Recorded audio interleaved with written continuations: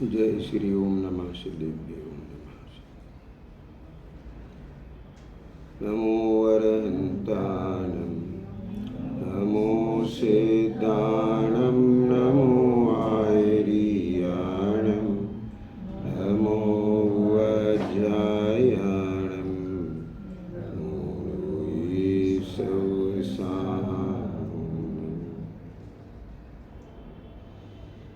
नमः समय साराय स्वानुभूत्या चकास्ते चिस्वभावाय भावाय सर्वान्तरक्षिणे वन्दितु सर्वसिद्धे धूमचल्मणोऽहं गनिं पत्ते गोच्छामि समयपावड मृणमोषध केवली वर्णनम्।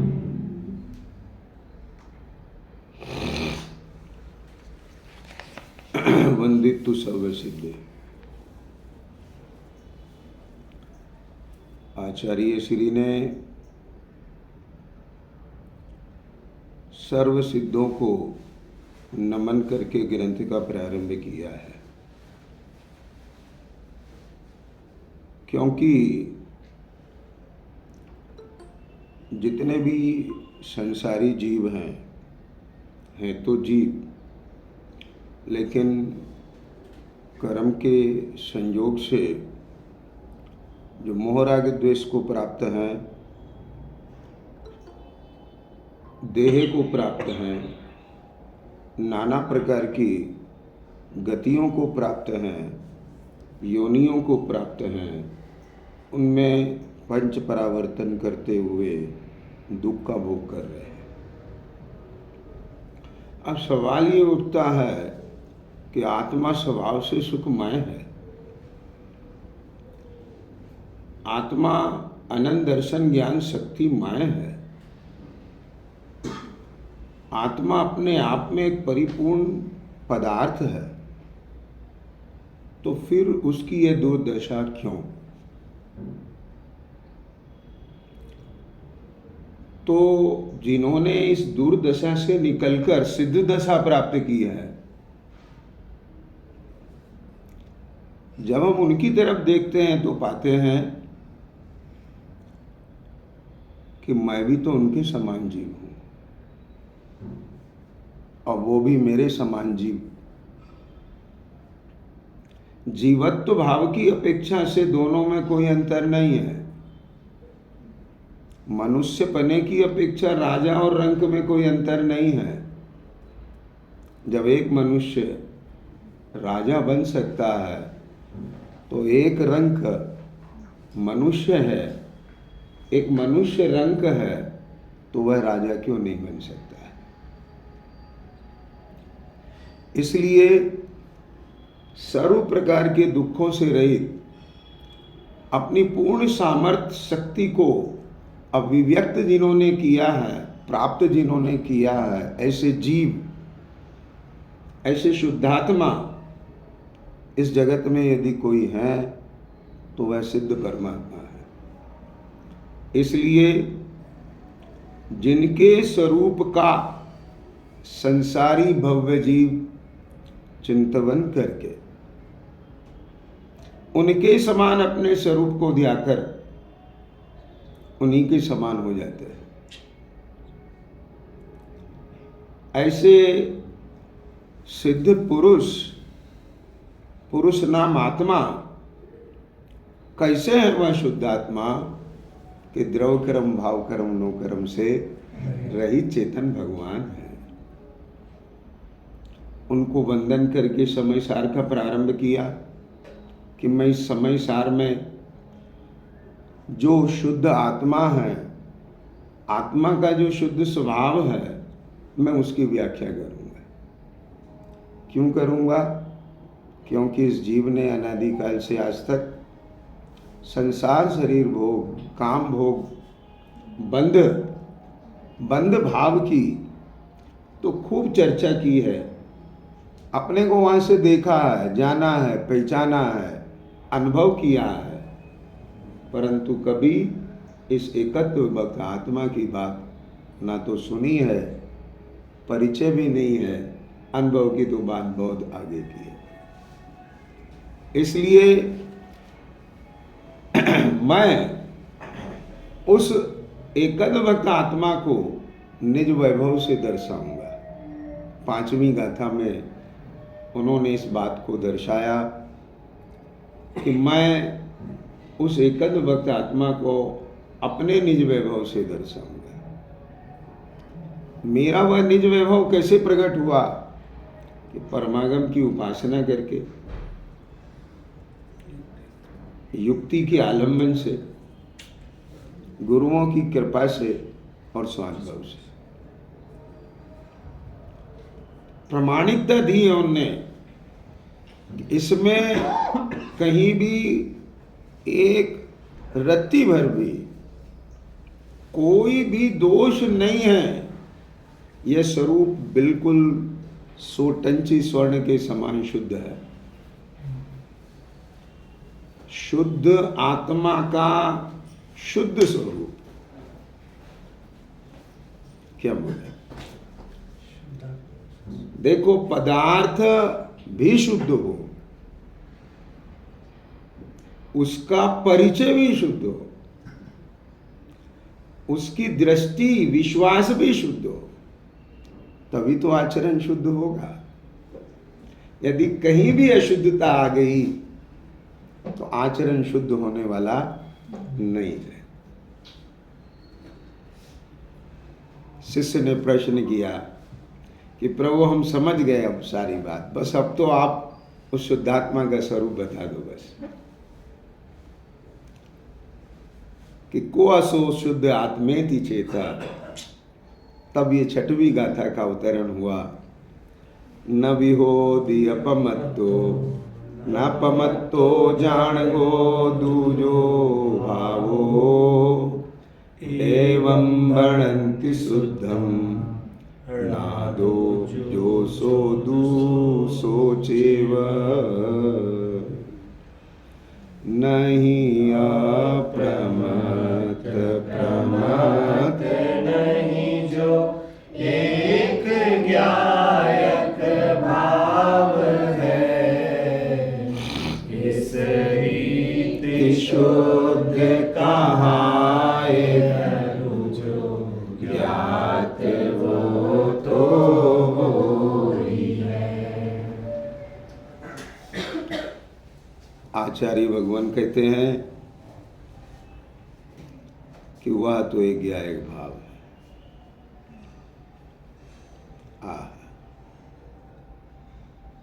ये शिष्य तू वहां से उसे देखना। प्रमत्त होते हुए भी जो प्रमत्त नहीं है, अप्रमत्त होते हुए भी जो अप्रमत्त नहीं है, प्रमत्त में भी है पर प्रमत्त नहीं है, अप्रमत्त में भी है पर अप्रमत्त नहीं है। वहां से देखना। क्या बोला? राजा के स्वांग में भी है पर राजा नहीं है, और भिखारी के स्वांग में भी है पर जो भिखारी नहीं है। ऐसा जो एक राम कुमार है। समझ आया? क्या बोला? हाँ? दृष्टांत चल रहा था हाँ, क्या नाम था उसका बिटिया का? हाँ, आयाति। आयाति रानी के स्वांग में भी है, पर आयाति रानी नहीं है। और दासी के स्वांग में भी है, पर आयाति दासी, आयाति तो आयाति है। आयाति ही रानी है, आयाति ही दासी है, पर आयाति आयाति है, आयाति रानी नहीं है, आयाति दासी नहीं। दासी कोई और नहीं है, आयाति ही का परिणमन है। रानी आयाति से भिन्न कोई नहीं है। क्या गजब है बात। पर वह परिणमन आयाति नहीं है। समझ में आ गया? आयाति तो आयाति है। तो रानी के स्वांग में भी, क्या बोला, रानी के स्वांग में भी आहा आयाति आयाति का परिणमन कर रही है। और बारीक बात, क्या बोला कि आयाति का क्या परिणमन है? आयाति माने कलाकार, उसका क्या परिणमन है? उसका परिणमन यही है कि जो राजा होते हुए भी राजा नहीं होता और भिखारी होते हुए भी भिखारी नहीं होता। वो जो एक गायक है, चैतन्य है, उसका स्वरूप ही ये है कि जो प्रमत्त होते हुए भी प्रमत्त नहीं होता, अप्रमत्त होते हुए भी अप्रमत्त नहीं होता, प्रमत्त भी वही होता है, अप्रमत्त भी वही होता है, परंतु प्रमत्त और अप्रमत्त से पार। क्या बोला? मात्र प्रमत्त नहीं देखना। ओ ख्याल में आया? उस गायक को कहां से देखना? तू केवल प्रमत्त से देख रहा है, तू केवल अप्रमत्त से देख रहा है। वो तो तू देख ही रहा है, लेकिन अब तू उसे वहां से देख कि जो प्रमत्त होते हुए भी प्रमत्त नहीं, अप्रमत्त होते हुए भी अप्रमत्त नहीं, तो कौन है वो? कि बस वो एक ऐसा अनोखा, अनुपम, निराला गायक भाव है। वो तो वो ही है, अनुभव गम्य है, अनुभूति गम्य है।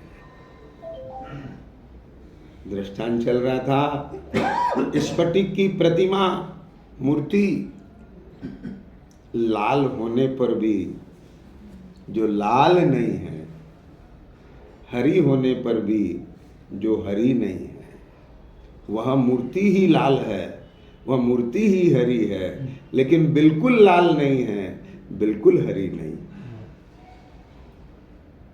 वही बिल्कुल लाल है, वही बिल्कुल हरी है। ख्याल में आया? लेकिन बिल्कुल नहीं है। क्या गजब का स्वरूप है। बस यही तो उसका वास्तविक दर्शन है। जिसको श्रद्धा नहीं होगी उसको तो जचेगा ही नहीं ये बात। जो स्फटिक को नहीं पहचाने तो वो इस रहस्य को नहीं जान सकता।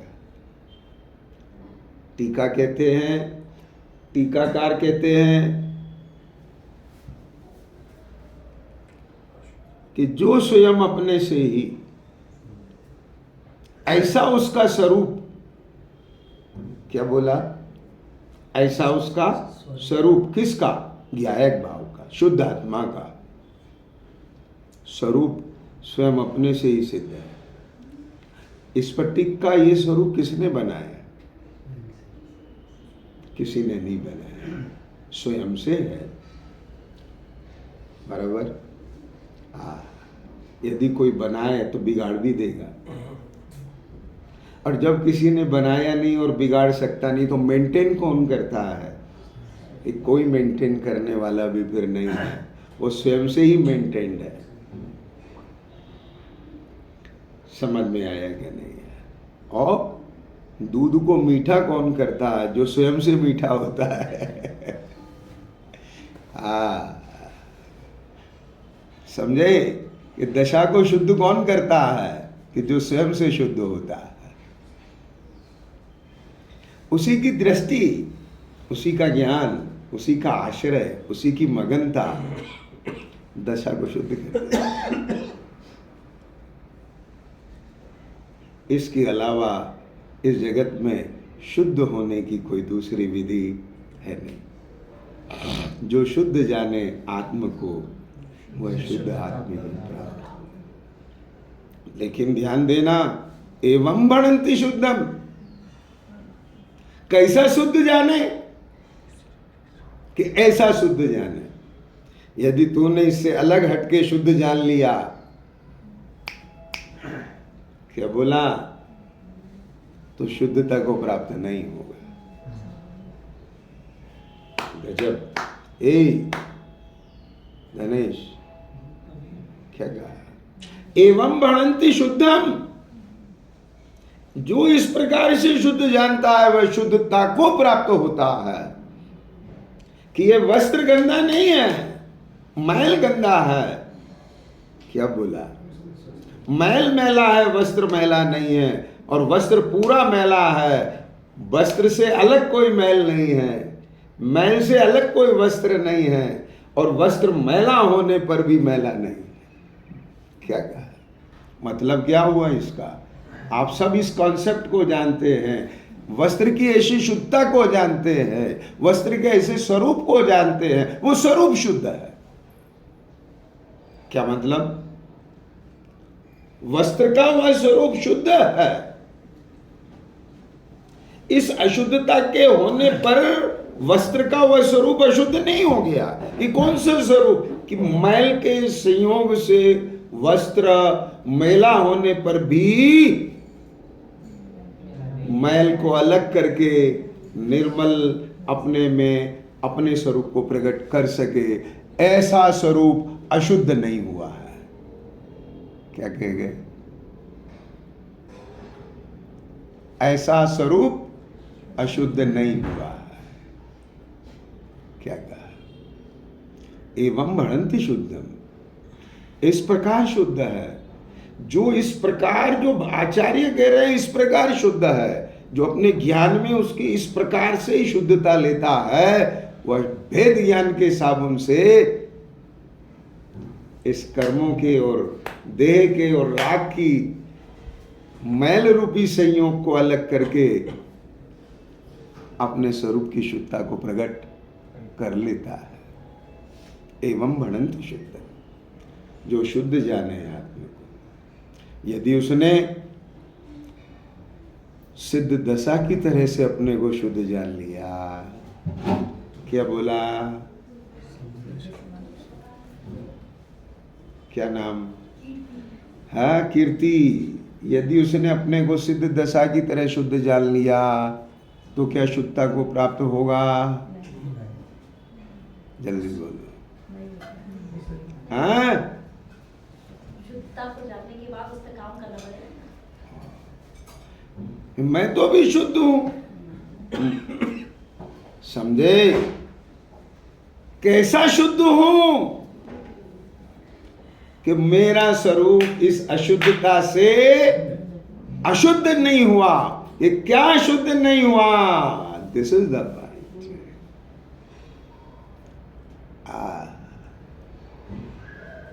ख्याल में आया?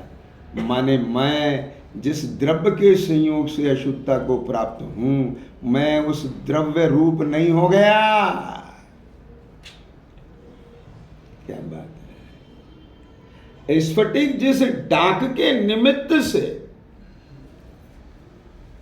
अशुद्धता को प्राप्त हुई है, लाल पीले हरे रंग को प्राप्त हुई है, वह उस लाल रंग रूप नहीं हो गई। वह अपने स्फटिकत्व को छोड़ के उस लाल रंग रूप नहीं हो गई। कुछ समझ में आया? यह नाना प्रकार के कर्मों के संयोग से यह चैतन्य भगवान नाना रंग रूप होता है। यदि संयोग होगा तो वहां पर संयोगी भाव होंगे, नैमित्तिक भाव होंगे वहां, लेकिन वह नैमित्तिक भाव है, स्वभाव भाव नहीं है। स्वभाव भाव तो वहां भी शुद्ध है। तो अपने को स्वभाव भाव से देख।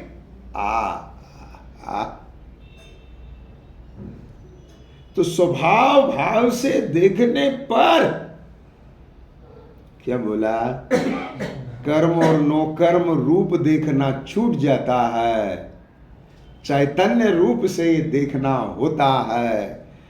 तब कर्म नो कर्म, परद्रव के भाव और उनके निमित्त से होने वाले रागादि भाव रूप अनुभव नहीं होता। क्या बोला, अपने स्वभाव रूप अनुभव होता है। तब यह उन कर्मों के आश्रव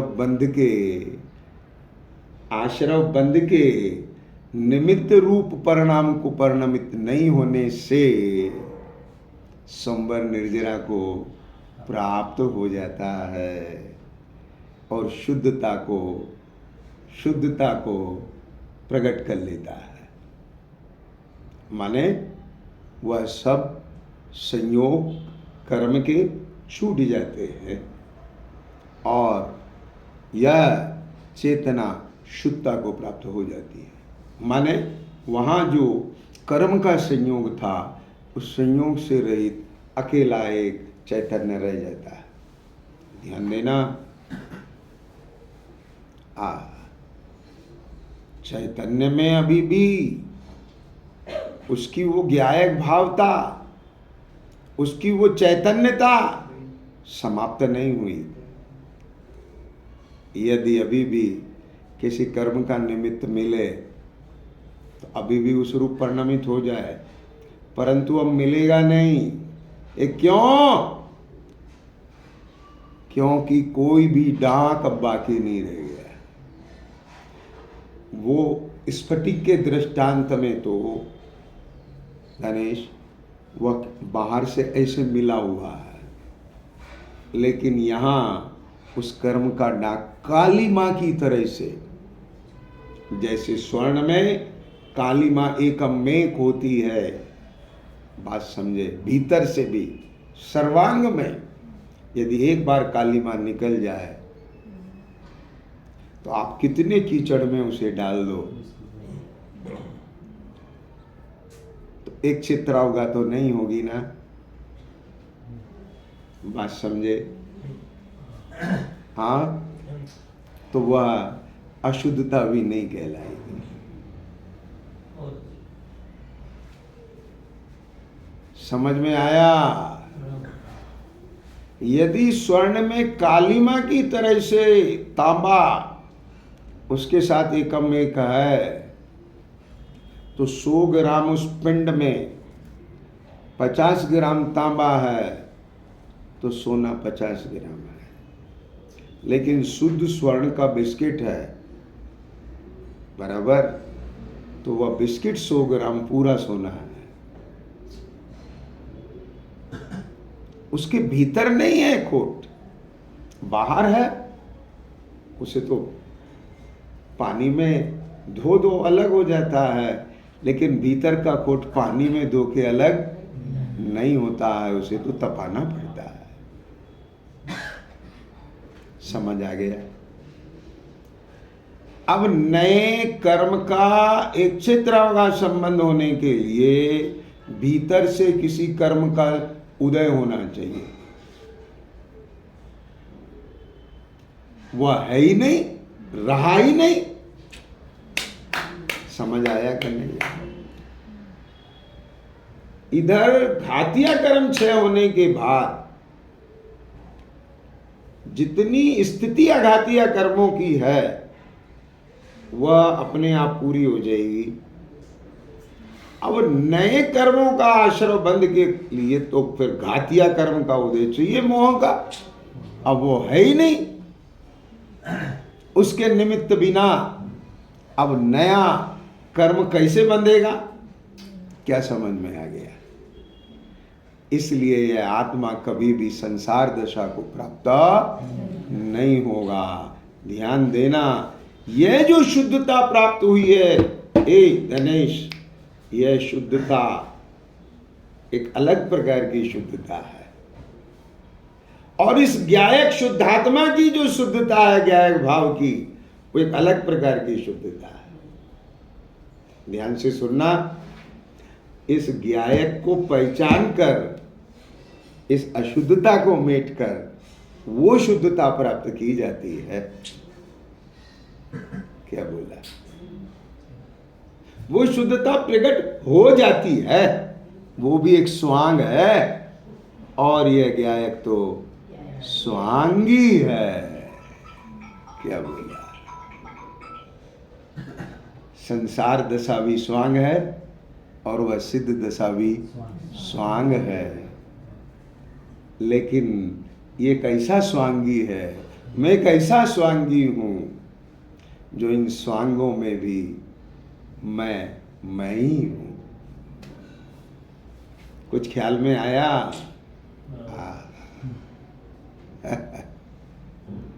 अद्भुत बात है। टीका देखो, जो स्वयं अपने से ही सिद्ध होने से अनादि सत्ता रूप है, कभी विनाश को प्राप्त न होने से अनंत है, नित्य उद्योत रूप होने से क्षणिक नहीं है। ज्ञायक कब ज्ञायक है? कि ज्ञायक तो सदा ज्ञायक है। क्या बोला? हाँ, ज्ञायकता मेरे ज्ञायक की, जब देखो तब ज्ञायक। और ज्ञायकता देखकर मैं चला, मैं भी हो गया ज्ञायक। क्या बोला? ज्ञायकता मेरे ज्ञायक की, मुझ ज्ञायक की। कहां से देख रहे हो आप? ज्ञायक भाव से। समझ आ रहा है कुछ? हाँ, मैं कैसा मनुष्य हूं। कलाकार क्या देखता है? मैं कैसा मनुष्य हूं। वाह, जो राजा का स्वांग करूं तो राजा नहीं हो जाता, और रंग का स्वांग करूं तो रंग नहीं हो जाता। क्या बोला? मैं कैसा परम पदार्थ हूं। हाँ, समझ आ रहा है कुछ? ध्यान से सुनना, थोड़ा सा फर्क है। एक स्वाभाविक मुनि दशा प्रकट होती है। कैसे? सम्यक दृष्टि के। और एक मुनि दशा होती है मिथ्या दृष्टि की।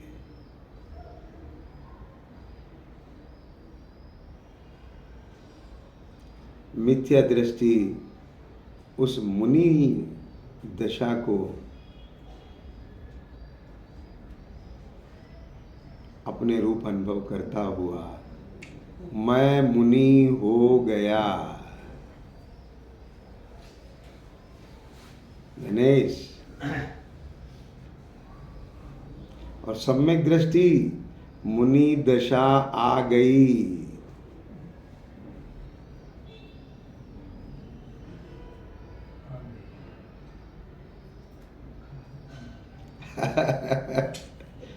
हाँ, जानने में आ रही है, बदलती हुई दशा है। अरे क्या बात! मैं तो जो हूं सो हूं।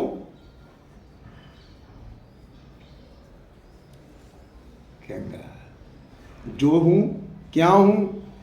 चैतन्य, जीव, दर्शन ज्ञान में।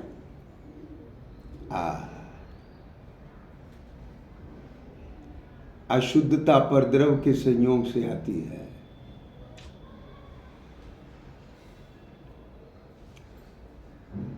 ज्ञान अशुद्धता को जान रहा है। ज्ञान अशुद्धता के काल में अपनी ज्ञायकता को भी जान रहा है।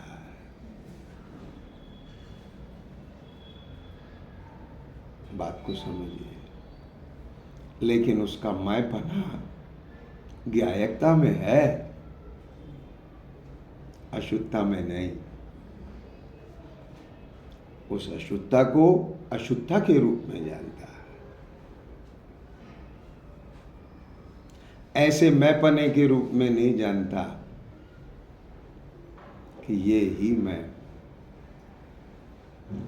अन्य अशुद्धता की अपेक्षा से वो ही मैं नहीं, ये ही मैं हूं। क्या बोला? ओ, इस पूरे नाटक में राजा कौन है? मैं ही हूं। इस पूरे नाटक में तुम कौन हो? राजा ही हूं। ही वहां लगेगा, अन्य स्वांगों की अपेक्षा से ही लगेगा, लेकिन अपने स्वभाव सत्ता स्वरूप की अपेक्षा से वहां ही नहीं लगेगा। वहां तो मैं ही हूं। ना मैं राजा हूं, ना मैं भिखारी,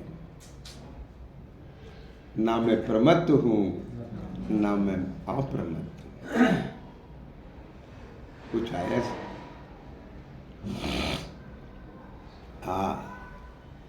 नित्य उद्योत रूप है। अब बोलो, क्या कहा? नित्य उद्योत। विशाल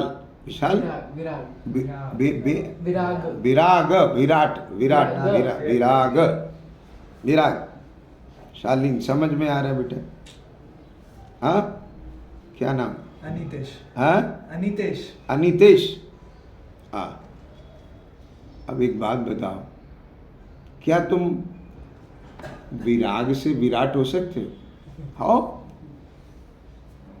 अखबार में लिखवा दो कि आज से मेरा नाम विराट, एफिडेविट दे दो, और सब लोगों को पता चल जाए, अब आपको विराट कहने लग जाए। नाम बदला जा सकता है। क्या बोला? नाम बदला जा सकता है। आगे समझ में? और ये क्या है? क्लर्क है, पद बदला जा सकता है। अफसर हो सकते हैं, लेकिन मनुष्य बदला जा सकता है? बोलो भाई। तो जो बदला जा सकता है वो तुम हो कि तुम हो? तो क्यों तुम उन बदलने वाले भावों से ही अपने को देख रहे हो? ही लगा रहा हूं मैं यार। क्या कहा? देखना तो अपने को अपने से ही है, वे तो बदलते हुए भावों से दिखता है। वे बदलते हुए भाव बदलते हुए दिखने चाहिए, वो उस लेवल से दिखने चाहिए, और अनबदला तत्व उतने वजनदारी से दिखना चाहिए। समझ में आया? यहां तो उल्टा ही काम हो रहा है। क्या बोला? पूरा वजन किस पे?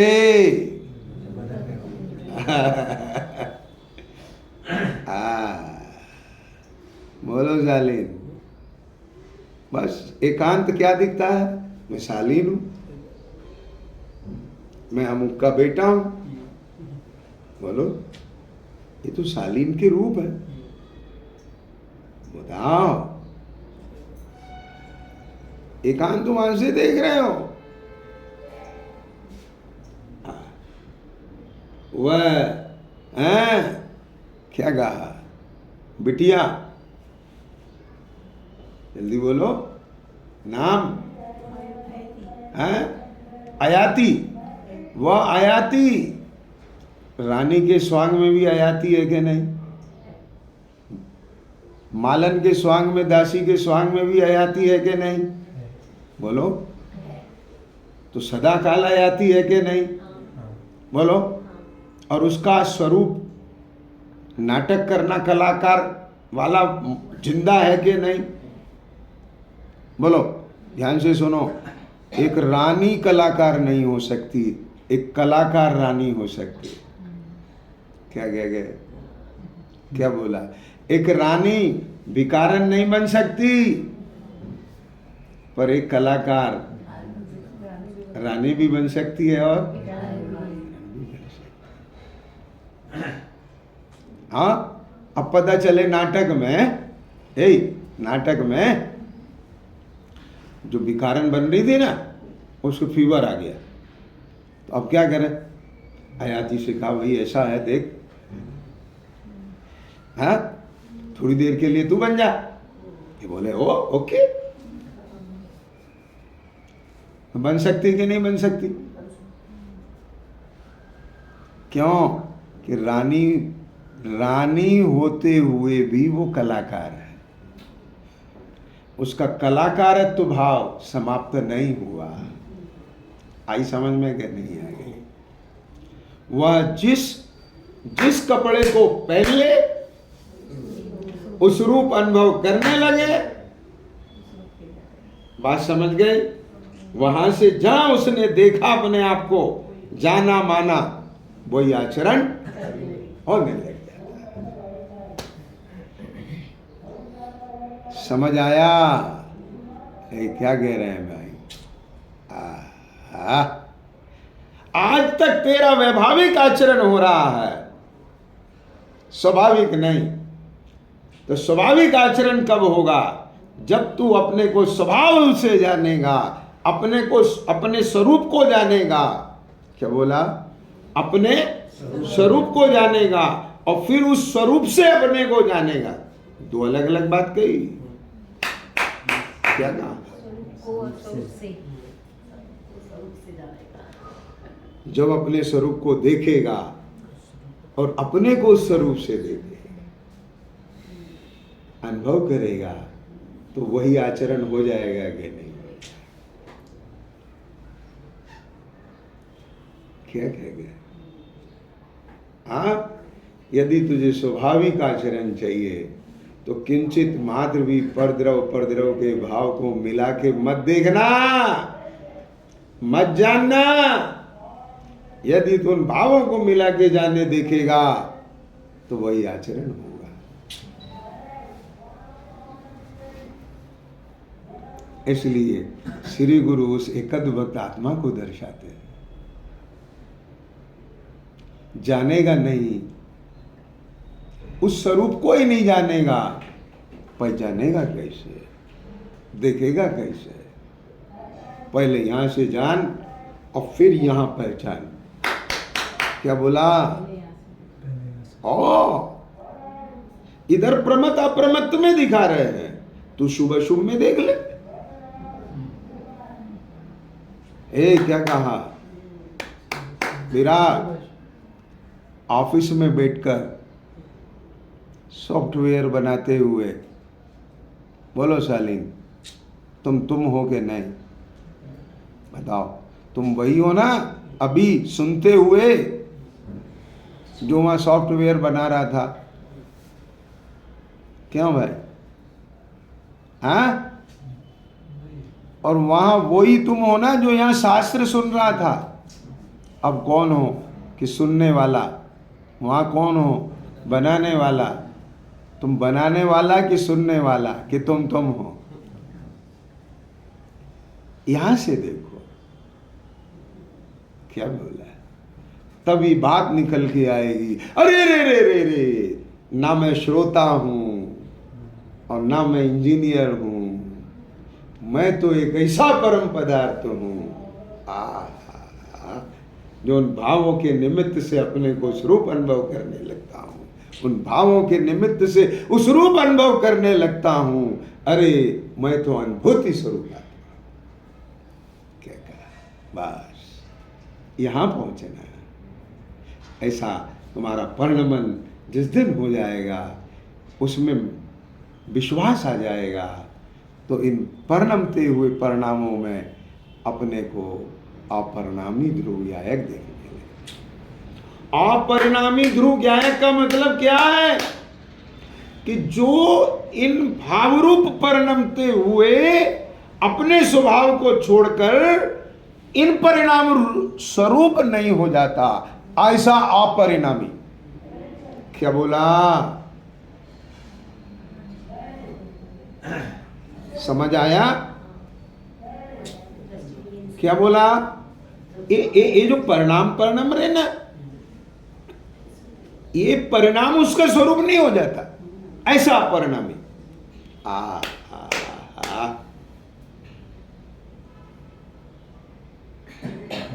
समझ आया?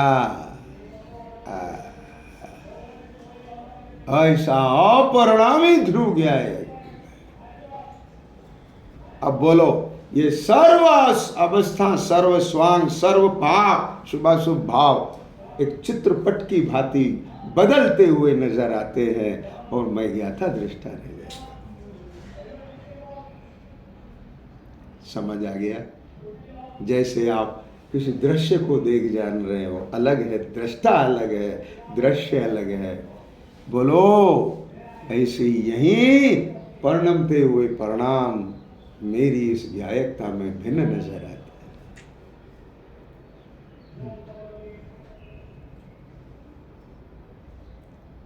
जब तक ऐसा परिणमन नहीं होगा,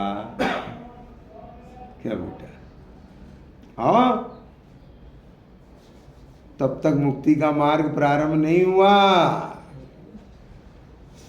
इसलिए इस प्रवास का जो एक फोकस है वो इसी पे है कि जितना सुनते हो, पढ़ते हो, उसको फील करो। तुम्हें ये देखो कि जो मैंने सुना पढ़ा है वो मुझे भाषित होता है कि नहीं होता है। नहीं हो रहा है तो फिर भैया तुम आगे भी पढ़ते जाओगे तो फिर ट्रैक गड़बड़। स्टार्टिंग से भाषण का पूर्वक स्टार्टिंग हो, भाषता चला जाएगा, भाषता चला जाएगा। क्या बोला, समझे? कुछ बचा क्या है सुनने पढ़ने से? A to Z सुन पढ़ लिया ना। बोलो, ये समय सार की 415 गाथाएं टीका सहित पढ़ी सुनी नहीं, याद भी हो सकती है, लेकिन सच बात यह है कि यदि एक भी गाथा को सही तरीके से, योग्य रीति से सुन पढ़ लिया, पूरा समय सार आ गया। क्या कहा? बाकी तो सब उसकी पुष्टि के लिए पढ़ना है। हाँ, नित्य उद्योत रूप होने से जो क्षणिक नहीं है, ऐसा स्पष्ट प्रकाशमान ज्योति, ऐसा जो गायक एक भाव है, ऐसा ऐसा ऐसे को मत छोड़ना। एक ऐसा जो कलाकार है, एक ऐसी जो स्फटिक है, एक ऐसा जो चैतन्य है, गायक भाव है, पदार्थ है। वह संसार की अवस्था में, वह आयाति इस वाले दृश्य में, आगे समझ में, हाँ, अनादि बंध पर्याय की निरूपणा से जो कर्म के साथ बंध पर्याय चल रही है, इसकी क्षीर नीर की भांति उनके साथ दूध पानी की तरह से एक में एक होने पर, कर्म पुद्गलों के साथ एक रूप होने पर भी, होने पर है, एक रूप है। क्या बोला?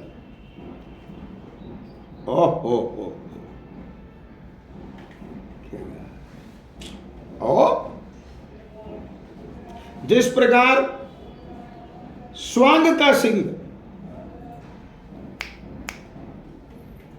ओरिजिनल सिंह। कितना अंतर, बराबर? क्या कहा? वहां वह मनुष्य ही सिंह रूप परिणमित हो रहा है और वो सिंह है। ऐसे ही ये चेतना कर्म रूप परिणमित हो रही है, और एक कर्म है वो पूरा जड़ है। क्या बोला? एक मनुष्य प्रकृति नामक कर्म है, वो जड़ है, बराबर? लेकिन उसका निमित्त पाके जो चेतना मनुष्य रूप हो रही है, समझ में आया? उसमें और उस जड़ कर्म में जमीन आसमान का अंतर है। वह जड़ कर्म चेतना रूप नहीं हो सकता, लेकिन चेतना कर्म फल और कर्म से चेतना रूप हो सकती है। कर्म अपने को कर्म रूप अनुभव नहीं कर सकता, लेकिन चेतना अपने को चेतना रूप अनुभव कर सकती है। वही चेतना जो अपने को कर्म रूप अनुभव कर रही है, वही चेतना अपने को चेतना रूप अनुभव कर सकती है। स्वरूप भिन्न है, जाति भिन्न है, वस्तु भिन्न है। क्या बोला? तो फिर हे चेतन, तू काहे को अपने को नाना कर्माकार देख करके, अपनी उस शक्ति सामर्थ्य स्वरूप को भूल करके क्यों इस परिभ्रमण में दुख का वेदन कर रहा है? क्यों नया नया संसार प्रतिक्षण बांध रहा है? क्यों मोह राग द्वेष रूप परिणमित हो रहा है? इस मोह को आज तोड़ दे, तोड़ दे इस मोह को कि मैं मनुष्य नहीं, मैं चैतन्य। क्या बोले? तो फिर ये क्या है कि यह तो कर्म प्रकृतियों के संयोग से असमान जाति पर्याय इसका जन्म हुआ है।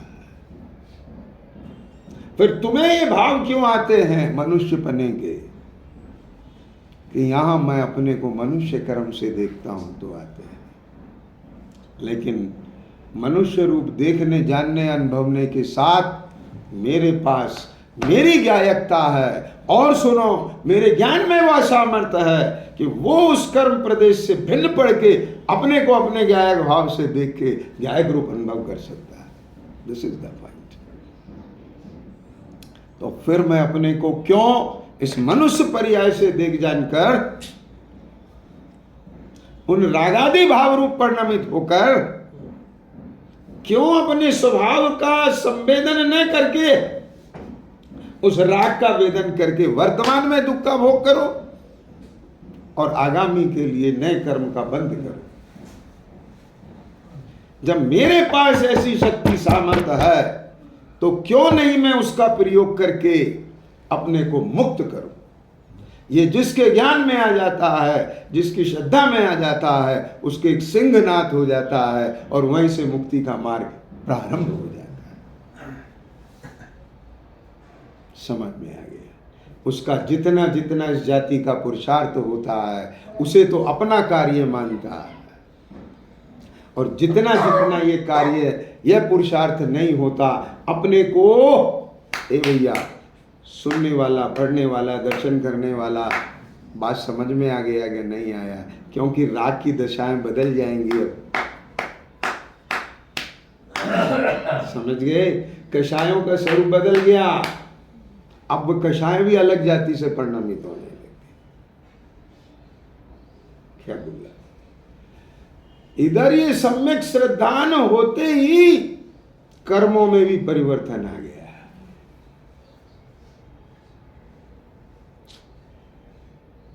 समझ गए? तो जो परिवर्तन आया उदय उसी का आएगा ना, तो ये चेतना उसी को अनुभव करेगी ना। लेकिन उसका अनुभव उतनी अशुद्धता और उस अनुभवने के साथ भी जो दृष्टि वह शुद्धता, उसकी वह शुद्ध परिणति, श्रद्धा का सम्यक परिणमन, ज्ञान का सम्यक परिणमन और अनंतानुबंधी कसाय के अभाव रूप जो शांति की शुद्धता, वह उसकी सर्वत्र चलती है। समझ में आया कि नहीं? बाकी जितना जितना अभी अशुद्धता रूप है, उसका जो अभी वेदन है, अनुभवन है, उतनी आकुलता है, उतना बंध है, लेकिन ज्ञान जानता है, उसमें भी वह पुरुषार्थ करता है, उस पुरुषार्थ को ही अपना पुरुषार्थ मानता है। उस रूप जो परिणाम होते हैं रागादि भाव रूप, वास्तव में तो उसे अपना पुरुषार्थ नहीं मानता, उसको साधन मानता है। कब? इस स्वाध्याय के आलम्बन पूर्वक वह अपना स्वरूप ऊर्ध्व हो जाए और यह विकल्प छूट के निर्विकल्प हो जाए, तो यह साधन है, बराबर। अथवा वह साध्य की भी प्राप्ति नहीं हो तो भी कम से कम इतना मानता है कि इसमें मेरे उस आत्म स्वभाव का ही पोषण हुआ है, विषय कसाय का नहीं। Something is better than nothing. क्या बोला है? जैसा है वैसा ज्ञान जानता है, यदि वैसा नहीं जाने तो ज्ञान मिथ्या हो जाएगा। आई समझ में बात? जैसा है आश्रव आश्रव रूप में भासता है, संबर संबर रूप में भासता है। यदि ये भासना छूट जाए तो मिथ्यात्व का उदय आ जाएगा। मिथ्यात्व का उदय आ जाएगा तो फिर आश्रव से संबर नहीं होगा गणेश। क्यों? क्योंकि वह तो आश्रव को ही संबर मान लेगा, उसे आश्रव ही सुख रूप लगने लगेगा। ओह, समझे कुछ? अपने स्थायी भाव को कोई प्राप्त नहीं होता। अस्थाई भाव ऐसा है कि जो जब तक इसे स्थायी नहीं मिले तब तक शरण दे देता है। क्या कहा? समझे कुछ? तो ऐसे अस्थाई भाव को भी अस्थाई जानते हुए उसको छोड़ता नहीं। आई समझ में कि नहीं आई? क्या कहा?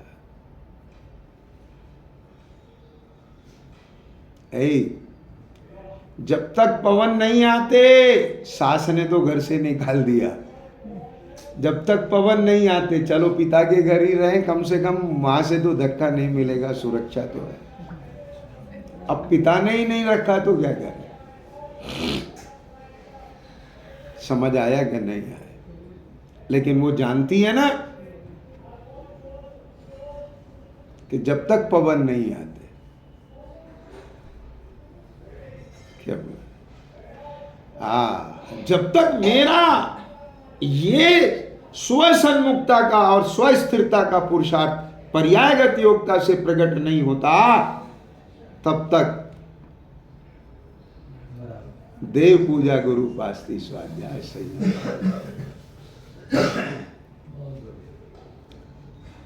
लेकिन यह भी बंध का कारण है। बात समझ गए? तो फिर इसको भी व्यवहार रत्नात्रय क्यों कहते हैं? क्योंकि इसके प्रवर्तते हुए भी दृष्टि में निश्चय है। दृष्टि सम्यक है। जिसकी दृष्टि सम्यक नहीं है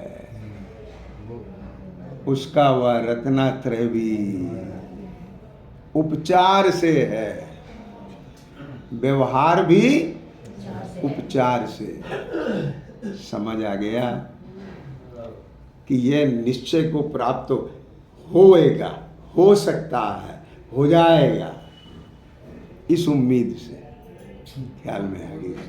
सहचर आपने बताया। हाँ पहले आपने पूर्वचर और सहचर ओ बताए थे। पूर्वचर और सहचर की बात की थी। हाँ। समझ में आया कि नहीं आया? जैसे 9वें अधिकार में खोला है ना पंडित जी ने कि देवादि के स्वरूप को नहीं जानता पर उन्हें ही मानता, तो उसकी यह श्रद्धा भी एक दिन सम्यक श्रद्धा में बदल जाएगी। तो कारण में कारण का उपचार करके, ठीक है, उसको भी व्यवहार से सम्यक दर्शन कहते हैं। परंतु ज्ञान में होना चाहिए। यदि उसे ही असली मान लिया तो फिर असली कब प्राप्त होगा?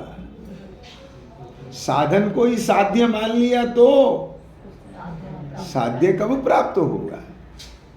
बात समझ गई?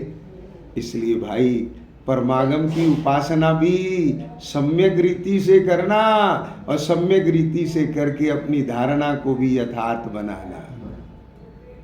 यदि धारणा ही यथार्थ नहीं होगी तो सम्यक कैसे? वह तो स्वानुभव होते ही समस्त धारणा सम्यक हो जाती है। साक्षात्कार होते ही वह सारा ज्ञान सम्यक हो जाता है। कि कौन सा ज्ञान? जो आगम से प्राप्त हुआ। समझ में आया? क्या बोला? ओ यहाँ कहते हैं संसार की अवस्था में कर्म पुद्गलों के साथ एक रूप होने पर भी द्रव्य के स्वभाव के समीप जाके देखे थे। अभी तुम किसके समीप जाके देख रहे थे? कि असमान जाति पर्याय ये शरीर। फिर कौन सी पर्याय? कि वैभाविक पर्याय, रागादि भाव।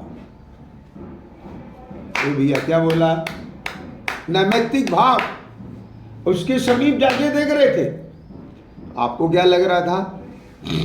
मैं मनुष्य, देखो बॉडी से भी और भावों से भी। क्या बोला? नहीं समझ में आया? जैसे कोई लड़का होता है ना, यार तुम हो तो लड़के पर बातें लड़की जैसी करते हो।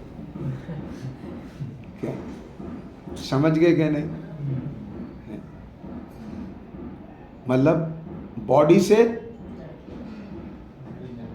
बॉय और भावों से गर्ल। आगे समझ में? तो इधर बॉडी से भी मनुष्य और भावों से भी, ठीक है, समझ में आ गया। तो ये कहां से देख रहे हो आप? द्रव्य के स्वभाव के समीप जाके देख रहे हो।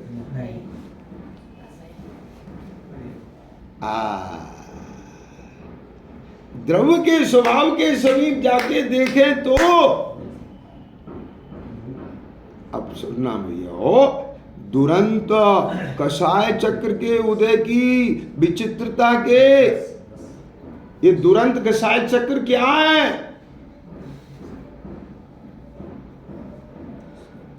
जैसे यहां पर एक लट्टू लटका हुआ है, उसमें बहुत कलर है और वो घूमता रहता है।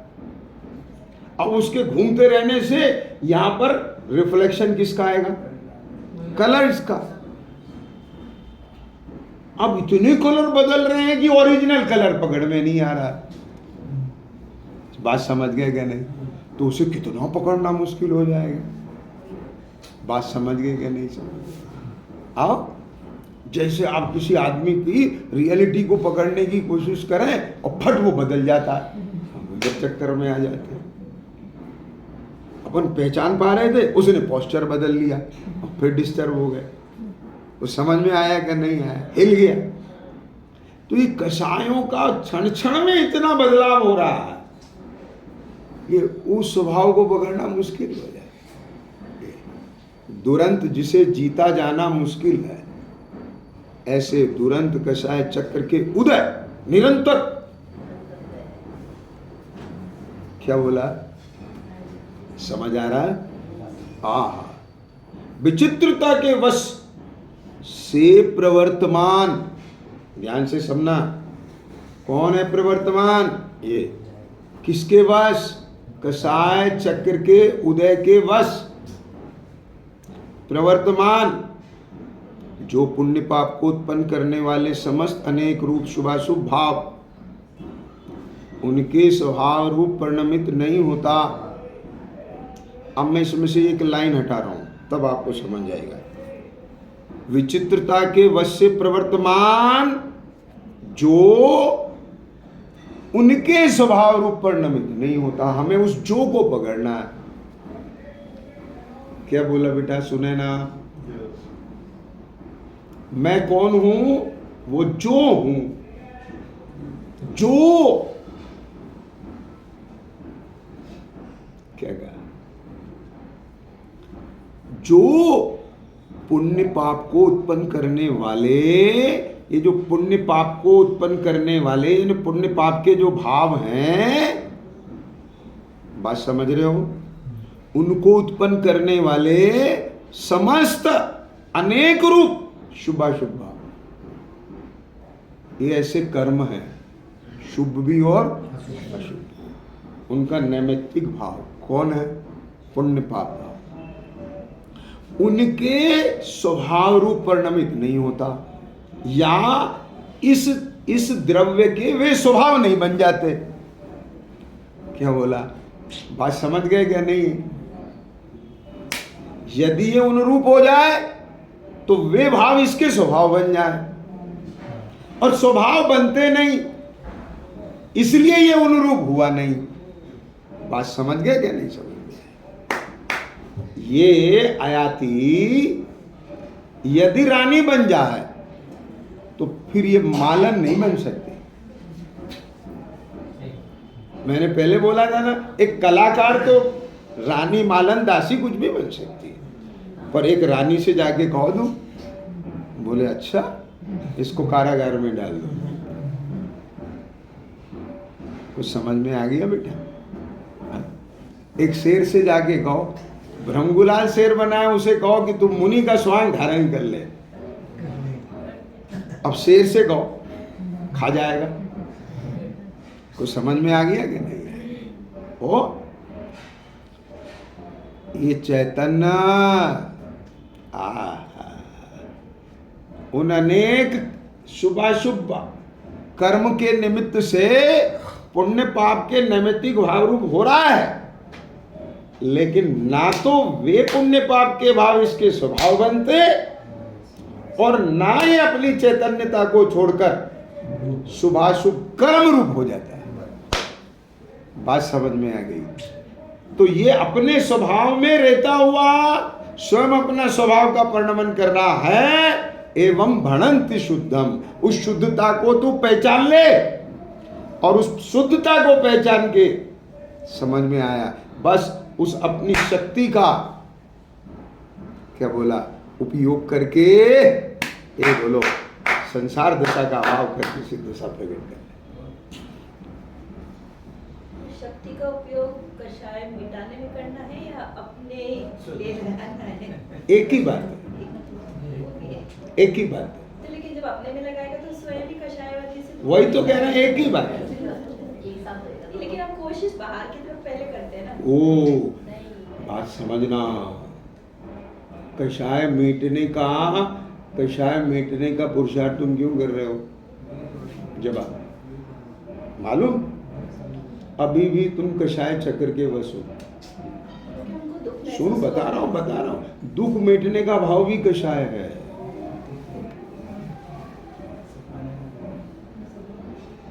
क्या कह गए भैया? क्या नाम? हाँ, सुनील। हाँ, पकड़ में आया। ज्ञान भाव में आओ, राग द्वेष स्वयं शांत हो जाएंगे। क्या बोला? तुम अपने को मालूम कहाँ से देखने लगे? नौकर्म में स्थित हो, देख रहे हो गृहस्थी, अच्छा नहीं लग रहा है यहाँ पे, चिक चिक चिक चिक, मंदिर चलो। कहाँ से देखा? गृहस्थी। अब वो भाव जो चल रहे हैं उनसे द्वेष, और जो वो भाव वहाँ प्रकट होंगे उनसे, तो कषाय से कहाँ निकले?